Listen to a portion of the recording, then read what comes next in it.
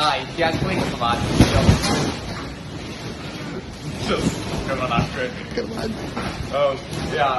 Jan Blink yma, jyst i sôn am dan bod da ni'n gorau postponio'r Gwyl Clink oherwydd y tywydd yma. Gen ni rips huge ar y tent, yn y to, ac ar ochr y tent ac ar y ramps mae'n completely drenched o dan ac da ni'n mynd o'n gyda'r sgeitio ar nhw mwy ac oherwydd y tywydd fynd mae'r cring graffiti yn dod lawr ar y tren i helpu ni. So, da ni'n gadael gwybod mwy o information soon, ond currently da ni'n mynd trio help pres i gael y tent yma yn structural support a bob dim a gael o'n amazing.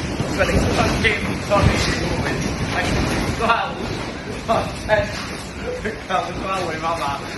Ond mae'r ein last line, so please help your tent.